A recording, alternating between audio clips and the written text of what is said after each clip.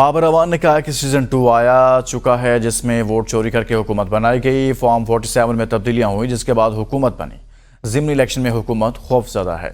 हमारे उम्मीदवारों को वोटर्स को मिलने की इजाज़त नहीं। लाहौर हाई कोर्ट के बाहर मीडिया से गुफ्तगू करते हुए बाबर अवान ने कहा कि हमारे उम्मीदवार वोटर्स से मिल नहीं सकते, हल्के में नहीं जा सकते। हमें जो बुनियादी हक आइन का दिया हुआ है वो नहीं दिया जा रहा। आइन ने जलसा जुलूस की इजाज़त दे रखी है मगर हमें नहीं करने दिया जा रहा। दूसरी तरफ हुकूमती उम्मीदवार घर से नहीं निकल रहा।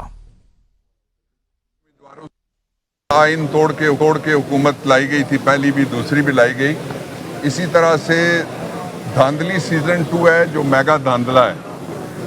इसमें 3 चीज़ें आप देख लें कि उम्मीदवारों को इजाज़त नहीं है कि वो बाहर निकलें और वोटर्स को इजाज़त नहीं है कि वो उम्मीदवारों से मिल सकें, और तीसरा जो फ्रीडम ऑफ एक्सप्रेशन बुनियादी हक आइन का दिया हुआ, फ्रीडम ऑफ मूवमेंट बुनियादी हक आइन का दिया हुआ, और फ्रीडम ऑफ एसोसिएशन जलसा जुलूस रैली कुछ भी नहीं है। ये लोगों को मजबूर किया जा रहा है कि वो इज्तिमाई तौर पर इस निज़ाम को मुस्तरद करें। मुआशी बहाली है, उसके लिए बहुत ज़रूरी है कि आइनी हुकूक बहाल किए जाएं और लोगों को रिलीफ दिया जाए, बड़े तबकात को ना दी जाए।